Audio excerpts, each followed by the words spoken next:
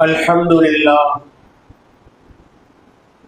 لله الذي أنزل على عبده الكتاب ولم يجعل له عوجا. اللهم صل على محمد وعلى آل محمد كما صليت على إبراهيم وعلى آل إبراهيم إنك حميد مجيد. اللهم بارك على محمد وعلى آل محمد كما باركت على إبراهيم وعلى آل إبراهيم في العالمين إنك حميد مجيد. أما بعد، قال الله تعالى في القرآن العظيم وفي الفرقان المجيد: فأعوذ بالله من الشيطان الرجيم، بسم الله الرحمن الرحيم. يا أيها الناس اتقوا ربكم الذي خلقكم من نفس واحدة وخلق منها زوجها وبث منهما رجالا كثيرا ونساء واتقوا الله الذي تساءلون به والأرحام إن الله كان عليكم رقيبا. يا أيها الذين آمنوا اتقوا الله حق تقاته ولا تموتن إلا وأنتم مسلمون. يا أيها الذين آمنوا اتقوا الله وقولوا قولا سديدا يصلح لكم أعمالكم ويغفر لكم ذنوبكم ومن يطع الله ورسوله فقد فاز فوزا عظيما. கண்ணியத்துக்குரிய இல்லாமல்ல அல்லாஹ்வின் நல்லடியார்களே, அருமை மிகு பெரியோர்களே, தாய்மார்களே, சகோதர சகோதரிகளே, ஹிஜ்ரி 1447 ஆண்டின் 12வது மாதமான துல்ஹஜ் மாதத்தினுடைய 5வது நாளில் 1வது ஜும்மாவில் இங்கே நாம் சிறப்பான ஒரு இடத்துல சிறப்பு மிக்க கடமையை நிறைவேற்றுவதற்காக வேண்டி அமர்ந்து கொண்டிருக்கின்றோம். ஆரம்பமாக ஒரு பிரார்த்தனையோடு இந்த உரையை துவங்கலாம் என்று விரும்புகின்றேன். யா அல்லாஹ், கோடையினுடைய இந்த உஷ்ணத்தில் இருந்து விலங்குகள், பறவைகள், நடப்பன, ஊர்வன, இது மாதிரியான அத்தனை ஜீவராசிகளுக்கும் குளிர்ச்சியை ஏற்படுத்தி உனது அருள் என்று சொல்லக்கூடிய மழையை இந்த பகுதி மக்களுக்கு பொழிய செய்வாயாக. இந்த கோடையினுடைய உஷ்ணத்தை எங்களால் தாங்கிக் கொள்ள முடியவில்லை. அதே போல ஏனைய ஜீவராசிகளுக்கும் தாங்கிக் கொள்ள முடியாத ஒரு நிலையில் இந்த காலத்தினுடைய உஷ்ணம் மிகவும் கடுமையாக இருக்கின்றது. இறைவா, நீ ஒரு குளிர்ச்சியை ஏற்படுத்தி தருவாயாக என்று அனைவரும் பிரார்த்திப்போமாக. அன்பிற்கினியவர்களே, துல்ஹஜ் மாதம் என்று சொன்னாலே ஒட்டுமொத்த முஸ்லிம் சமுதாயத்திற்கு எங்கிருந்து சந்தோஷம் உதிக்கின்றதோ தெரியாது.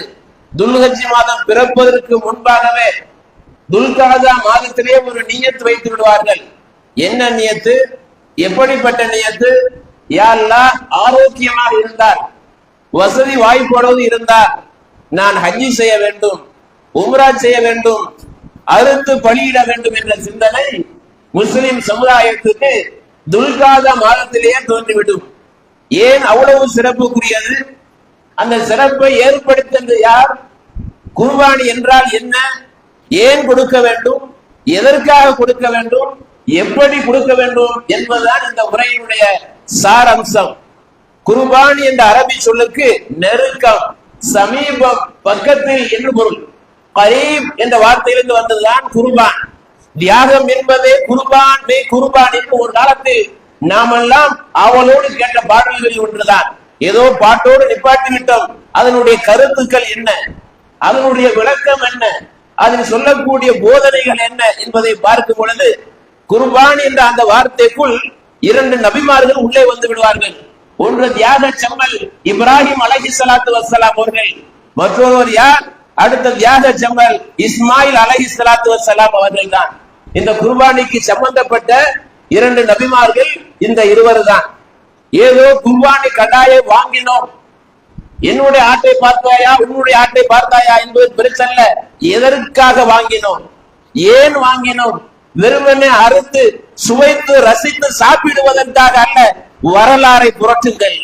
வரலாறு சொல்லுகின்ற பாடம் என்ன? இப்ராஹிம் அலைஹிஸ்ஸலாத்து வஸ்ஸலாம் அவர்கள் இறைவனிடத்திலே கரமேந்துகிறார்கள். ரப்பி ஹப்லி மினஸ் சாலிஹீன், என் இறைவா எனக்கு நல்லவர்களில் ஒருவராக ஒரு குழந்தையை கொடு. தள்ளாத வயதிலும் தடுமாற்றம் அடைகின்ற வயதிலும் ஒரு அருமையான குழந்தையை கேட்கிறார்கள். அவருக்கு நாம் அழகான ஒரு குழந்தையை கொண்டு நற்செய்தி கூறினோம். எதற்காக அவர்கள் பிரார்த்தித்தார்கள்? ஏன் பிரார்த்தித்தார்கள்? தன்னுடைய குடும்பத்தை காப்பாற்றுவதற்காகவா? தன்னுடைய குலசத்தை பேணுவதற்காகவா? ஏதோ உலக லாபத்துக்காகவா? உலக ஆதாயம் அடைவதற்காகவா? இல்லை, இல்லவே இல்லை. தான் ஏற்ற கொள்கையை, தான் கொண்ட இந்த ஏக கொள்கையை தனக்கு பின்னால் இந்த பூமியிலே இந்த மண்ணிலே விதைக்கப்பட வேண்டும். இந்த விதை முதலில் முளைத்து கொடியாகி செடியாகி கனியாகி பழமாகி புசிக்க வேண்டும் என்ற ஏகத்துவத்தினுடைய அடிப்படையில சத்திய புரட்சியை இந்த மண்ணில் விதைக்க வேண்டும் என்பதற்காக வேண்டி ஒரு பிரார்த்தனையை மேற்கொள்கிறார்கள்.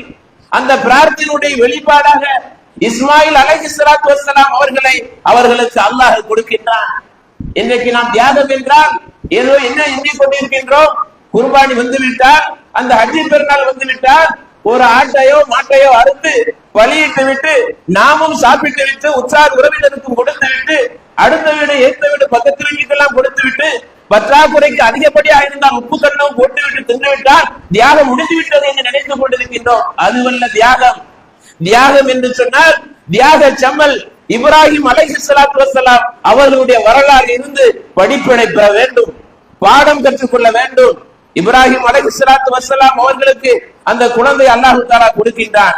ஃபலம்மா பலக மாஹு ஸாய, அந்த குழந்தை நடக்கக்கூடிய பருவம் அடைந்த போது, குழந்தை பிறந்தது, அழகாக வளர்ந்தது, வார்த்து எடுக்கப்பட்டது, செதுக்கப்பட்டது என்று கூட சொல்லலாம். இன்றைக்கு நம்முடைய குழந்தையுடைய வளர்ப்பு, நம்முடைய பிள்ளைகளுடைய வளர்ப்பு எப்படி இருக்கின்றது, எப்படி வளர்த்து கொண்டிருக்கின்றோம், எப்படி வார்த்து கொண்டிருக்கின்றோம், எப்படி உருவாக்கி கொண்டிருக்கின்றோம் என்பதை இந்த நேரத்தில் இங்கு அமர்ந்திருக்கக்கூடிய ஒவ்வொரு பெற்றோரும் பொறுப்பாளர்களும் உணர்ந்து கொள்ள வேண்டும். ஏன் காலத்தினுடைய சூழ்நிலை அப்படித்தான் இருந்து கொண்டிருக்கின்றது. நம்முடைய பிள்ளைகள், நம்முடைய குழந்தைகள், நம்முடைய வாலிபர்கள், நம்முடைய இளைஞர்கள் இன்றைக்கு திசை மாறிய பறவைகளாக ஏதோ ஒரு கனியை சுவைத்துக் கொண்டிருக்கிறார்கள். அந்த கனியை சுவைப்பதற்காக நாம் படைக்கப்படவில்லை. இஸ்லாமிய கனியை சுவைக்க வேண்டும், அதனுடைய ருசியை உணர வேண்டும். தியாகம் என்றால் என்ன என்பதை புரிந்து கொள்ள வேண்டும். அந்த குழந்தை இஸ்மாயில் அலைஹிஸ்ஸலாத்து வஸ்ஸலாம் அவர்கள் நடக்கின்ற வயதை அடைந்த போது, தெம்பாக நடக்கின்ற வயது அடைந்த போது, கால இப்ராஹிம் அலைஹிஸ்ஸலாத்து வஸ்ஸலாம் அவர்கள் ஒரு கனவு காண்கிறார்கள். அது கனவு என்று சொன்னாதான் உண்மையான நினைவு என்று சொல்லலாம். யாவுனைய, எனது அருமை மகனே. அருமை மகனே இந்த தமிழ் சொல்லுக்கு அரபியில ஒரு சொற்பமான வார்த்தை என்று சொன்னால் யாவுனைய. யா என்றால் அழைப்புக்குறி, இபுனி என்று சொன்னால் மகன். அதை செல்லமாக அழைத்து சொல்லும் பொழுது புனைய, யாவுனைய, எனது அருமை மகனே, எனது அருமை மகனே. இன்னி அராஃபில் மனாம், கனவிலே நான் ஒரு காட்சியை கண்டேன். காட்சி என்று சொன்னால் உண்மையான காட்சி அதுதான். இது எந்த கிரிக்கெட் மேட்சியும் கிட்டத்தில் போக முடியாது, எந்த ஃபுட்பால் மேட்சியும் கிட்டத்தில் பார்க்க முடியாது. அந்த அளவுக்கு அற்புதமான காட்சி. என்ன காட்சி? அன்னி அது பாக்க, உன்னை நான் அறுத்து பலியிடுவதாக. எந்த தகப்பனுக்காச்சு சமீபத்தில் பெற்றெடுத்த மகனை அறுப்பதற்கு துணை வருமா? நெஞ்சு இருக்குமா? அவர்களுக்கு மனதில் அந்த ஏற்படுமா? அல்லாஹ் தான் ஒரு கனவை ஏற்படுத்தி அந்த கனவினுடைய வெளிப்பாடாக தன்னுடைய அருமை மைந்தனிடத்தில, பிள்ளை இடத்தில, செல்ல குழந்தை இடத்தில சொல்கிறார்கள், மாதா தரா, உன்னுடைய அபிப்பிராயம் என்ன? இதை பற்றி உன்னுடைய கருத்துகள் என்ன? நீ என்னப்பா சொல்கிறார் என்று இப்ராஹிம் அலைஹிஸ்ஸலாத்து வஸ்ஸலாம் அவர்கள் கேட்கிறார்கள். கால, அருமை மைந்தன், செல்ல பிள்ளை, தான் வற்ற பிள்ளை அல்லவா, பிள்ளை சொல்கிறது யா அபத்தி, எனது தந்தையே. வாப்பாவே அபுன் என்று சொன்னால் வாப்பா தந்தை. யா அபத்தி, எனது தந்தையே. இஃப் அல் மா துமர், எந்த குழந்தையாவது சொல்லுமா?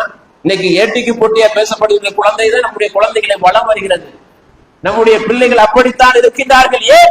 ஆண்ட்ராய்டு என்ற போன் வந்து எல்லாத்தையும் அலர்ட் ஆக்கி விட்டது, அதற்கு அடிமையாகி விட்டார்கள். வாப்பா ஒன்று சொன்னால் பிள்ளை ஒன்று எகிரி குதிக்கின்ற அளவுக்கு காலத்தினுடைய கொடுமை. ஆனால் இப்ராஹிம் அலைஹிஸ்ஸலாத்து வஸ்ஸலாம் அவர்களுக்கும் அவர்களுடைய பிள்ளை இஸ்மாயில் அலைஹிஸ்ஸலாத்து வஸ்ஸலாமுடைய பிள்ளை எப்படி இருந்தது உறவு? வாப்பா மகன் உறவு என்று சொன்னால் எங்கிருந்து பாடம் கற்றுக்கொள்ள வேண்டும்? தியாக செம்மல் இப்ராஹிம் அலைஹிஸ்ஸலாத்து வஸ்ஸலாம் அவர்களுடைய வரலாறுகளில் இருந்து பாடம் கொள்ள வேண்டும். அது மாதிரி லுக்மான் அலைஹிஸ்ஸலாத்து வஸ்ஸலாம் அவர்களுடைய வரலாறுகளிலிருந்து பாடம் கற்றுக்கொள்ள வேண்டும். யா அபதி ஃஅல் மா துமர், வாப்பாவே தந்தையே உங்களுக்கு என்ன ஏவப்பட்டிருக்கின்றதோ அதை நீங்கள் செய்து முடியுங்கள். வரலாறு கதை அல்ல, நிஜம். இது 5000 ஆண்டுகளுக்கு முன்பாக நடைபெற்ற அரபு உலகத்தில் நடைபெற்ற வரலாறு பேசிக் கொண்டிருக்கின்றது. ஏன்? இஸ்லாமிய மார்க்கம் வரலாறு மார்க்கம், வரலாறு படைத்த மார்க்கம், வரலாறு சொல்ல வந்த மார்க்கம், அன்றும் என்றும் இன்றும் பேசப்படுகின்ற ஒரு மார்க்கம் இந்த மண்ணில வேகமாக வளர்கிறது என்று சொன்னால் அது ஏக இறை கொள்கையான இஸ்லாமிய மார்க்கம் என்பதிலே சொல்வதற்கு யாரும் வெட்கப்படக்கூடாது. தைரியமாக நெஞ்சை நிமிர்ந்து சொல்ல வேண்டும். அன்பிற்கினியவர்கள், ஒரு கண்டத்துல பாதி பேர், முஸ்லிம்களில் பாதி பேர் யார் தெரியுமா? இளைஞர்கள். ஒரு கண்டத்துல, அந்த கண்டத்தை நீங்கள் பிறகு தெரிந்து கொள்ளலாம். பாதி பேர் யார் என்று சொன்னால் இளைஞர்கள். ஆனா நம்முடைய வட்டாரத்துல, நம்முடைய பகுதியில, நம்முடைய ஏரியாவில் இளைஞர்களுடைய நிலைமை எப்படி இருக்கின்றது? இந்த இளைஞர் சமுதாயம் எங்கு சென்று கொண்டிருக்கிறார்கள்? எதை நோக்கி அவருடைய காலடி வைக்கப்படுகின்றது? எதை நோக்கி அவருடைய பார்வைகள் இருக்கின்றது? எதை நோக்கி அவர்கள் எண்ணங்கள் இருந்து கொண்டிருக்கிறது? நினைத்து பார்க்க வருத்தமாக இருக்கின்றவர்களே. அல்லாஹ் தஆலா சொல்லி காமிக்கின்றான், சதஜிதுனி இன்ஷா அல்லாஹ் மினஸ் சாபிரீன், வாப்பாவே உங்களுக்கு என்ன ஏவப்பட்டிருக்கிறதோ அதை செய்யுங்க. அல்லாஹ் நாடினால் பொறுமையாளர்களின் ஒருவராக என்னை நீங்கள் காண்பீர்கள். வரலாறு சொல்லுகின்ற பாடம் திருமறை குர்ஆனில் நீங்கள் புரட்டி படித்து பாருங்கள்.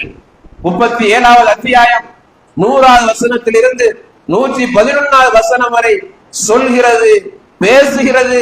வா வா என்று உலக மக்களை அழைக்கின்ற ஒரு புத்தகம் திருமறை குர்ஆன். ஃபலம்மா அஸ்லமா வ தல்லஹு லில் ஜபீன், இப்ராஹிம் அலைஹிஸ்ஸலாத்து வஸ்ஸலாம் அவர்களும் இஸ்மாயில் அலைஹிஸ்ஸலாத்து வஸ்ஸலாம் அவர்களும் கட்டுப்பட்டு இறைவனுக்கு சரணடைந்து அவர்கள் சாய்க்கிறார்கள். இஸ்மாயில் அலைஹிஸ்ஸலாத்து வஸ்ஸலாம் அவர்களை கனவில் கண்டபடி அல்லாஹ்வுடைய கட்டளையை ஏற்று செயல்படுத்துவதற்காக வேண்டி அவர்களை சாய்க்கிறார்கள். அவரை கீழே சாய்த்தார்கள், கன்னத்தின் மீது அப்படியே சாய்க்கிறார்கள். இதுவல்லவா தியாகம்? தியாகம் என்றால் என்ன நினைத்துக் கொண்டிருக்கிறீர்கள்? தியாகம் என்றால் புத்தாடை உடுத்துவது மட்டும்தான் தியாகமா? பெருநாள் கொண்டாடுவது மட்டும்தான் தியாகமா? ஏதோ கூடினோம் கலைந்தோம் என்று சொல்லக்கூடிய மார்க்கம் அல்ல. ஏன் கூடினோம், எதற்காக கூடினோம், அதை கற்றுத் தருவதால் தியாகம். அன்பிற்கினியவர்களே, இன்றைக்கு மஸ்ஜித் தக்வா இந்த பேகம்பூர் பகுதியில் மஸ்ஜித் நாளுக்கு நாள் வளர்ச்சி அடைந்து கொண்டிருக்கின்றது. இலக்கு என்ன, குறிக்கோள் என்ன? ஏதோ கூட்டத்தை கூட்டி வைத்து ஏதோ சொல்வதற்காக அல்ல. இந்த மஸ்ஜிதின் மூலமாக இந்த பகுதி மக்களுக்கு ஏக இறை கொள்கையை சொல்ல வேண்டும். எதிர்த்தாலும் சரி, வதைத்தாலும் சரி, எங்களை சித்திரவதை செய்தாலும் சரி, இந்த பகுதியில ஏகத்துவத்தை நாங்கள் எடுத்து சொல்லிக் கொண்டே இருப்போம். அருகில் இருப்பவர்களே, நீங்கள் தூரமாக கொண்டிருக்கிறீர்கள், மஸ்ஜிதை பயன்படுத்திக் கொள்ளுங்கள். இங்கு கதை சொல்லப்படவில்லை, கம்சாக்கள் பேசப்படவில்லை, திருமறை குர்ஆனில் இருந்து சொல்லப்படுகிறது. இப்பொழுது இந்த உரையில இப்ராஹிம் அலைஹிஸ்ஸலாத்து வஸ்ஸலாமுடைய வரலாறு பேசப்படுகின்றது. அந்த அறுப்பதற்காக வேண்டி தனது அருமை மைந்தனை சாய்க்கக்கூடிய நேரத்தில் அல்லாஹ் தஆலா அழைக்கின்றான். நாம் அவரை அழைத்த ஐயா இப்ராஹிம், இப்ராஹிமே அழைக்கிறார். வரலாறு என்று சொல்லப்பட்ட வரலாறு, அன்றும் சொல்லப்பட்டது என்றும் சொல்லிக் கொண்டே இருக்கக்கூடிய ஒரு வரலாறு தான் இப்ராஹிம் அலைஹிஸ்ஸலாத்து வஸ்ஸலாம். ஐயா இப்ராஹிம், இப்ராஹிமே தது சத்தத்த ருயா, கனவை நனவாக்கி விட்டீர். ஏதோ கனவு கண்டோம் என்று நீ செயல்படுத்தாமல் இல்லை, செயல்படுத்துவதற்கு துணிந்து விட்டேன். உன்னுடைய துணிவை நான் பாராட்டுகின்றேன், உனது லட்சியத்தை நான் பாராட்டுகின்றேன், உன்னுடைய தியாகத்தை நான் போட்டுகின்றேன். இன்னா கஸாலிக நஜ்ஸில் முஹ்ஸினீன், நிச்சயமாக நான் இவ்வாறுதான் நஜ்ஸில் முஹ்ஸினீன், அழகான அமல்கள் செய்யக்கூடியவர்களை, முஹ்சின்களை நல்லுபகாரம் செய்பவர்களுக்கு நாம் கூலி கொடுக்கின்றோம் என்று வார்த்தை அல்லாஹ் தஆலா முடிக்கின்றான். இது வல்லவா தியாகம். இன்றைக்கு நம்முடைய பிள்ளைகளுடைய வளர்ப்பு, இன்றைக்கு பெற்றோர்கள் தங்களுடைய பிள்ளைகளுக்குள்ள தொடர்பு எப்படி இருக்கின்றது? வினாக்குறியாக இருக்கின்றது. அதை நாம் விடைக்குறியாக மாற்ற வேண்டும். எப்படி மாற்ற வேண்டும்? எதில் அவர்களுக்கு பயிற்சி கொடுக்க வேண்டும்? எந்த பயிற்சி அவர்களுக்கு ஏற்றமானது, போற்றுதலுக்கு உரியது? கதை அல்ல, வரலாறு, இஸ்லாமிய வரலாறு, இஸ்லாமிய செய்திகள், இஸ்லாமிய போதனைகள். இதுதான் அவருடைய காதலை கொண்டு சேர்க்க வேண்டும், உள்ளத்திலே பதிவு வைக்கப்பட வேண்டும். இப்ராஹிம் அலைஹிஸ்ஸலாத்து வஸ்ஸலாம் அவர்களை அழைத்து சொல்கிறான், இப்ராஹிமை கனவை நெய்ப்படுத்திவிட்டு அந்த கனவை உறுதிப்படுத்துவதற்காக நீ தயாராகிவிட்டீர். இன்ன ஹாதா லஹுவல் பலாஉல் முபீன், நிச்சயமாக இது தெளிவான ஒரு சோதனையாகும். சோதனை ஒரு சாதனையாக மாறியது என்று சொன்னால் அது இப்ராஹிம் அலைஹிஸ்ஸலாத்து வஸ்ஸலாமுடைய வரலாறு. ஆபிரகாம் என்று ஒரு கூட்டம் சொல்லும், இப்ராஹிம் அலைஹிஸ்ஸலாத்து வஸ்ஸலாம் அவர்களை தான் ஆபிரகாம் என்று பேசுகிறார்கள். இப்ராஹிம் அலைஹிஸ்ஸலாத்து வஸ்ஸலாம் அவர்களை பற்றி பைபிளில் பேசப்பட்டுள்ளது என்று சொன்னால் இறை தூதர் என்பதாக தவிர ஏதோ மனிதர் என்பதற்காக அல்ல என்பதை உணர்ந்து கொள்ள வேண்டும். உடனே வானத்தில் இருந்து அவருக்காக வேண்டி ஒரு பலி பிராணியை கொண்டு அவருக்கு நாம் விடுதலை செய்தோம், அவரை நாம் காப்பாற்றினோம், அவருக்கு நாம் தான் குர்பானியை கொடு என்று கொடுத்தோம். அன்றைக்கு கொடுக்கப்பட்ட குர்பானி தான், அன்றைக்கு ஆரம்பித்த குர்பானி தான் இன்று வரை கொடுக்கப்பட்டுக் கொண்டிருக்கின்றது. கரியை தின்பதற்காக அல்ல, வரலாறை நினைவு கூறுவதற்காக, வரலாறு இந்த மண்ணில் பேசப்பட வேண்டும் என்பதற்காக வேண்டி, வரலாறு தான் இந்த மண்ணில விதைக்கப்பட வேண்டும் என்பதற்காக வேண்டி லட்சக்கணக்கான ஆடுகள், லட்சக்கணக்கான மாடுகள், லட்சக்கணக்கான ஒட்டகங்கள் அறுக்கப்படுகிறது. இந்த குர்பான் என்ற வார்த்தையை திருமறை குர்ஆனிலே பல வார்த்தைகளில் பார்க்கலாம். நகரி என்றும் சொல்லப்படும், நகரி என்றும் சொல்லப்படும், குர்பானி என்றும் சொல்லப்படும், ரபஹ் என்றும் சொல்லப்படும். ஃபஸல்லி லிரப்பிக வன்ஹர் என்ன சொல்கிறது இந்த வேத சொல்? திருமறை குர்ஆன் ஃபஸல்லி, எனவே நீ தொழுவீராக, ஃபஸல்லி லிரப்பிக இறைவனுக்காக தொழுது, வன்ஹர் அறுத்து பலியிடுவீராக. சூரத்துல் கௌசரிலே சின்ன அத்தியாயம் தான். அந்த அத்தியாயத்தில் சொல்லும் பொழுது அங்கமும் குர்பானியை நினைவுபடுத்துகிறான். ஃபஸல்லி லிரப்பிக வன்ஹர். இந்த திருமறை குர்ஆனில ரபஹ் ரிபுக் என்ற வார்த்தையை கொண்டு அல்லாஹ் தஆலா சொல்லி காண்பிக்கின்றான். வ தரக்னா அலைஹி ஃபில் ஆகிரீன், அவரை பற்றி அழகிய பெயரை நாம் ஏற்படுத்தினோம். எதற்காக வேண்டி? பின்னோரில் பாடம் வர வேண்டும். இன்றைக்கு ஹிஜ்ரி 1447 ஆண்டு, துல்ஹஜ் மாதம் 5வது நாள், இன்னும் 2 தினங்களுக்கு பிறகு 8வது தினத்திலிருந்து ஹஜ்ஜிக்கு சென்றிருக்கக்கூடிய யாத்ரீகர்கள் கடமையை நிறைவேற்றுவதற்கு தயாராக இருந்து கொண்டிருக்கிறார்கள். எந்த வருடத்திலும் இல்லாத பாதுகாப்பு இந்த வருடத்தில் போடப்படுகிறது. அரபா பெருவெளியிலே வெட்ட வழியில் இருக்கக்கூடாது என்பதற்காக வேண்டி மினாவிலே ஏசி கூடாரங்கள் அமைக்கப்பட்டு எல்லா விதமான சாதகமான செயல்பாடுகள் அமைக்கப்பட்டு தயாராகி இருந்து கொண்டிருக்கிறார்கள். அல்லாஹ் தஆலா அந்த இறை இல்லத்துக்கு செல்வதற்கு நமக்கும் அந்த வாய்ப்பை தர வேண்டும் என்பதை இந்த நேரத்திலே பிரார்த்தனை செய்து கொள்வோம். ஹஜ் அந்த அளவுக்கு உன்னதமானது, புனிதமானது, கொள்கை கோட்பாடு மிக்க ஒரு அகில உலக இஸ்லாமிய மாநாடு என்று சொன்னால் அது ஹஜ்ஜி தான். நிறம் பார்க்காமல், மொழி பார்க்காமல், இனம் பார்க்காமல், பேதம் பார்க்காமல், சாதி பார்க்காமல் எல்லோரும் சமத்துவம் சமத்துவம் என்ற சகோதரத்துவத்தை காட்டக்கூடிய ஒரு மாநாடு தான், அகில உலக மக்கள் எல்லாம் உண்டு கொள்ளக்கூடிய மாநாடு தான் ஹஜ்ஜி. ஹஜ் என்று சொன்ன என்ன பொருள்? தேவை, நாட்டம். லட்சக்கணக்கான மக்கள் தங்களுடைய லட்சியத்தை செலவழித்து லட்சியத்தை நிறைவேற்றுவதற்காக வேண்டி சென்று கொண்டிருக்கிறார்கள். அவர்களுக்காக இங்கு இருக்கக்கூடிய அத்தனை பேர்களும் துஆ செய்வதற்கு நாம் கடமைப்பட்டிருக்கின்றோம். அல்லாஹ் சொல்லி காண்பிக்கின்றான், ஸலாமுன் அலா இப்ராஹிம், இப்ராஹிமுக்கு ஈடேற்றம் உண்டாகட்டும். இத்தகைய தியாக செயலை செய்வதற்கு முன் வந்தார்களே, பின் விளைவுகளை எதிர்பார்க்காமல், பந்தாவை எதிர்பார்க்காமல், படோடபத்தை எதிர்பார்க்காமல், இவனும் போய்விட்டால் யாரும் இல்லை என்று சொல்லாமல் அல்லாஹ் தஆலா சொல்லிவிட்டானா கட்டுப்பட்டார்கள். இது காலலஹு ரப்புஹு அஸ்லிம் கால அஸ்லம்து லில்லாஹி ரப்பில் ஆலமீன். இப்ராஹிமுக்கு நாம் சொன்னோம், நீ கட்டுப்படு என்று சொன்ன மாத்திரத்திலே கட்டுப்பட்டு விட்ட நிறைவா, அந்த மனப்பான்மை, அந்த தியாகம், அந்த எண்ணம் எந்த உள்ளத்திலே பூத்து குலுங்குகிறதோ அவர்கள் தான் தியாகத்துடைய இந்த உலகத்தில் வாழ்கின்ற பியூர் முஸ்லிம், ஒரிஜினல் முஃமின். பெயர் தாங்கிகளாக வாழ்வதை கூட செயல்பாடுகளை தாங்கியவர்களாக வாழ்ந்து காட்ட வேண்டும். அதைத்தான் இப்ராஹிம் அலைஹிஸ்ஸலாத்து வஸ்ஸலாம் அவருடைய வரலாறு நமக்கு சொல்லிக் கொண்டே இருக்கின்றது. கதாலிக்க நஜிஸில் முஹ்சினீன், இவ்வாறுதான் நாம் நல்லவர்களுக்கு கூலி கொடுப்போம். எப்படி முடிக்கணும் மக்களா? வார்த்தையுடைய இலக்கணம் இதுதான், இலக்கியமும் இதுதான். அதுதான் திருமறை சொல்லக்கூடிய இலக்கணம், இலக்கியம். கதாலிக்க நஜிஸில் முஹ்சினீன் இன்னஹு மின் இபாதினல் முஃமினீன், நிச்சயமாக அவர் நம்முடைய அடியார்களில நம்பிக்கையாளராக இருக்கின்றார். நம்பிக்கையாளரான நமது அடியார்கள் உள்ளவர்களாக இருக்கின்றார். மூமின் தான் இப்படித்தான் இருக்கணும்.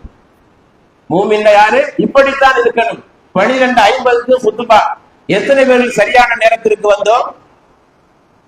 எத்தனை பேர்கள் 12:55 வந்தோம்? எத்தனை பேர் 1 மணிக்கு வந்தோம்?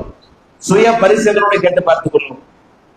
ஜும்மா என்பது சடங்கு அல்ல, சம்பிரதாயம் அல்ல, வாரத்தில் ஒரு நாள் நிறைவேற்றப்படக்கூடிய ஒரு கடமை. அந்த கடமையை நாம் சரியாக செய்தால்தான் உண்மையான தியாகம் கொண்டவர்கள். உண்மையான தியாகிகள் அவர்கள் தான் இருக்க முடியும். அன்பிற்கினியவர்களே, ஏதோ வரலாறு தெரிந்தோம் என்பதற்காக வேண்டி அசால்ட்டாக இருக்கக்கூடாது. வரலாறை நாம் நினைவுபடுத்த வேண்டும், வரலாறை செயல்படுத்த வேண்டும், வரலாறாக வாழ்ந்து காட்ட வேண்டும். அதைத்தான் இந்த துல்ஹஜ் பிறை, இந்த துல்ஹஜ் மாதம் நமக்கு கூறுகின்றது. ஹஜ்ஜி பெருநாள் வந்தது, புத்தாடை அணிந்தோம், குதூகலத்தோடு இருந்தோம், கறி நன்கு சுவைத்தோம், பிரியாணியை டேஸ்ட் பண்ணி நம்ம இருக்கக்கூடாது. எதை நமக்கு நினைவுபடுத்துகிறது? வரலாறை புரட்டுங்கள். சூரத்து இப்ராஹிமுக்கு வாங்க, சூரத்து சாபாத்துக்கு வாங்க, திருமறை குர்ஆனை A to Z வர புரட்டுங்க. என்ன சொல்கிறது? ஒவ்வொரு ரத்தின சொல்லும், ஒவ்வொரு முத்து சொல்லும் எதை நமக்கு சொல்கிறார்கள்? இன்றைக்கு அநேக நாடுகளில் எல்லாம் ஒவ்வொரு பல்கலைக்கழகத்திலும் அவசியம் வைக்கப்பட வேண்டிய பாடமாக நபிகள் நாயகம் ஸல்லல்லாஹு அலைஹி வஸல்லம் வரலாறு இன்றைக்கு வைக்கப்படுகிறது, பல்கலைக்கழகங்களிலே போதிக்கப்படுகிறது. தமிழகத்திலும் இன்ஷா அல்லாஹ் நபிகள் நாயகம் ஸல்லல்லாஹு அலைஹி வஸல்லம் வரலாறுகளை பாடத்திட்டத்தில் கொண்டு வருவதற்கு முயற்சி எடுக்கப்படுகிறது என்று சொன்னால் என்ன காரணம்? என்ன? அது கதையல்ல, நிஜம் என்பதற்காகத்தான், அது பொய்யல்ல, உண்மை என்பதற்காகத்தான் எல்லோரும் இன்றைக்கு இஸ்லாத்தை நோக்கி வருகிறார்கள், வந்து குமைகிறார்கள். வரவேற்பதற்கு ஆள் இல்லை என்று சொல்லக்கூடிய அளவுக்கு இஸ்லாத்துக்கு வந்து கொண்டிருக்கிறார்கள். ஆனால் என்றோ வந்தனா எப்படி இருந்து கொண்டிருக்கின்றோம்? நம்முடைய பயணம் எங்கே சென்று கொண்டிருக்கின்றது? நம்முடைய செயல்பாடுகள் எதற்கு இருந்து கொண்டிருக்கின்றது? அடிப்படை, அஸ்திவாரம், ஃபண்டமெண்டல் என்ன என்பதை அறிந்து தியாகத்தை உணர்ந்து செயல்படக்கூடிய நன்மக்களாக வல்ல அல்லாஹ் நம் அனைவரையும் ஆக்கியருள்வானாக. வாஹிரு தாவாகும் அல்ஹம்துலில்லாஹி ரப்பில் ஆலமீன்.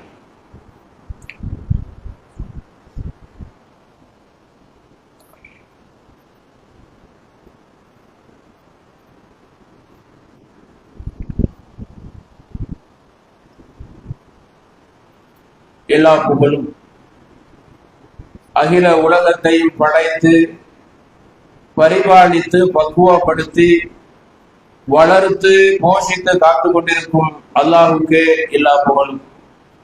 அன்பிற்கு உரித்தானவர்களே, முதலாவது முறை குர்பானி என்றால் என்ன, அதனுடைய வரலாற்று பின்னணி என்ன, அதனுடைய ஒட்டுமொத்த சாராம்சம் என்ன என்பதை நாம் அறிந்து கொண்டோம். அறிந்த செய்தியை அறியாதவர்களுக்கு எடுத்து சொல்வோம் என்ற சிந்தனையோடு நீங்கள் தொழுகையை முடித்துவிட்டு செல்ல வேண்டும். அடுத்து திருமறை குர்ஆனில 22வது அத்தியாயத்தில் 37வது வசனத்திலே சொல்லும் பொழுது அல்லாஹ் சொல்வான், லன் யனாலல்லாஹ லுஹூமுஹா வலா திமாஉஹா வலாக்கின் யனாலுஹு தக்வா மின்கும் கذلك சக்கரஹா லிதுகப்பிருல்லாஹ அலா மா ஹதாக்கும் வபஷிரில் முஹ்சினீன். இதோ உங்கள் அருகில் உள்ள கரும்பலகையில சாக்பீஸ் கொண்டு எழுதப்பட்டுள்ளது, வாசியுங்கள், பிறகு அதை யோசியுங்கள், அதற்கு பிறகு அதை நீங்கள் சிந்தித்து செயல்பட்டுக் கொள்ளுங்கள். லன் யனாலல்லாஹ லுஹூமுஹா, அவர்கள் அறுக்கக்கூடிய அந்த பிராணியினுடைய இறைச்சியோ, வலா திமாஉஹா, அதனுடைய இரத்தமோ, அதை போய் உங்களுக்கு அல்லாஹ்வை ஒருபோதும் அடைவதில்லை. கறி ரத்தம் எல்லாம் தினசரி பார்க்கிறது தான். அது வாய்வு என்று சொன்னால் ஸ்பெஷல் தான். வாரத்துல 3 நாள் இறைச்சி, வெள்ளி, ஞாயிறு, புதன். இறைச்சி என்று சொன்னால் பல்வேறு முறைகளிலே சுழற்சி முறையில் வரும். ஒரு நாள் கோழிக்கறி என்று சொன்னால் மறுநாள் கடாக்கறி, கடாக்கறிக்கு அடுத்து படாக்கறி. இதுதான் நம்முடைய முஸ்லிம் சமுதாயத்தினுடைய வட்டாரம். இது தினசரி பார்க்கிறது.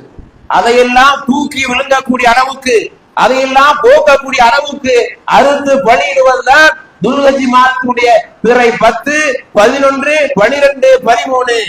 துல்ஹஜ் பிறை 10க்கு என்ன பெயர்? யௌமுன் நஹர், அறுத்து பலியிடக்கூடிய நாள். அதாவது இன்ஷா அல்லாஹ் வரக்கூடிய 27ஆம் தேதி அன்று, 26ஆம் தேதி அன்று அரஃபா பெருவழியில ஹாஜிகள் ஒன்று கூட தினத்தில ஹாஜிகள் அல்லாத மற்ற அனைவரும் அரஃபா நோன்பை நோக்க வேண்டும். அரஃபா நோன்பினுடைய சிறப்பு என்ன? யுகஃபிரு ஸனத்தல் மாதியா வல் பாக்கியா, கடந்த வரக்கூடிய வருடங்களுக்கு பாவங்களுக்கு பரிகாரமாக இருக்கின்றது. இந்த அரஃபா நோன்பை கூட சிலர்கள் வெறும் பாவாக ஆக்கி விடுகிறார்கள். ஹாஜிகள் அரஃபாவில் இருந்து வெளியே வந்த பிறகு அரஃபா நோன்பா, அதற்கு அடுத்த நாள் பெருநாளா? என்ன செய்வது? இந்த சமுதாயத்தை எப்படி திருத்துவது? கண்கூடாக பார்த்து கொண்டிருக்கின்றோம். அரஃபா பெருவழியிலே ஹாஜிகள் கூடிக்கொண்டிருக்கின்றார்கள். அன்றைய தினம் நான் நோன்பு நோற்பது சுன்னத்து, அதை விட்டு அடுத்த நாள் தமிழ்நாட்டில் பிறை தெரியவில்லை, அதனால் 27ஆம் தேதி அரஃபா, 28ஆம் தேதி பெருநாள். இது யாருடைய போக்கு? இது யூதர்களுடைய கலாச்சாரம். இது யாருடைய போக்கு? நசாராக்களுடைய கலாச்சாரம். சரியாக பிறை பார்க்கப்பட்டது 17ஆம் தேதி ஞாயிற்றுக்கிழமை. சவுதி, பாகிஸ்தான், பக்கத்து நாடுகளில் எத்தனை நாடுகளில் பிறை பார்க்கப்பட்டது? ஏன் ஏற்றுக்கொள்ள முன்வர மாட்டேன் என்கிறீர்கள்? யார் பிறை அறிவித்த? ஒரு பொய்யனா பிறை அறிவிக்கிறான்? இந்த மாதமே காட்சிகளை வைத்துதானே கண்கூடாக தெரிகின்றது. 26ஆம் தேதி அரஃபா பெருவழியிலே ஒன்று கூடுகிறார்கள், நன்மையை வென்று எடுப்பதற்காக வேண்டி. அவர்களுக்கு அன்றுதான் பெருநாள்.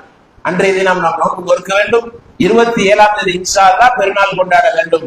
லை யனாலல்லாஹு லுஹூமுஹா வலா திமாவுஹா வலாக்கின் யனாலுஹு தக்வா மின்கும்.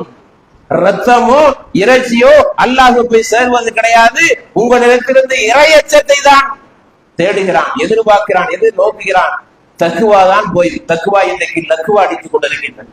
தக்குவாவா? அது என்ன என்று கேள்விக்கு எழுப்பக்கூடிய அளவுக்கு நம்முடைய நிலைப்பாடுகள் கவலைக்கிடமாக இருக்கின்றவர்களே. இறையச்சம் உள்ளத்தில் விதைக்கப்பட வேண்டும், செயல் களத்திலே கொண்டு நிரூபிக்கப்பட வேண்டும். அன்பிருக்கிறவர்களே, வலாக்கி யனாலுஹு தக்வா மின்கும் கதாலிக்க சஹரஹாரத்து, உங்களுக்கு எல்லாத்தையும் வசப்படுத்தி தந்திருக்கின்றான். நீ துகப்பிருல்லாஹ் அலா மா ஹதாக்கும், உங்களுக்கு நேர்வழி காட்டி ஏக இறை கொள்கையை தந்து அதன்படி அடிப்படையில் வாழ வைத்திருக்கின்றானே அந்த அல்லாஹ்வை நீங்கள் தக்பீர் சொல்லுங்கள், அதிகமாக பெருமைப்படுத்துங்கள்.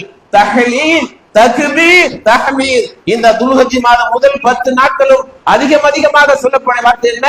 தஹ்லீல், லா இலாஹ இல்லல்லாஹ், தஹ்மீத், அல்ஹம்துலில்லாஹ், தக்பீர், அல்லாஹு அக்பர். இந்த 3 வாசகங்கள் தான் நம்முடைய நாவில் இருந்து வெளியே வர வேண்டும்.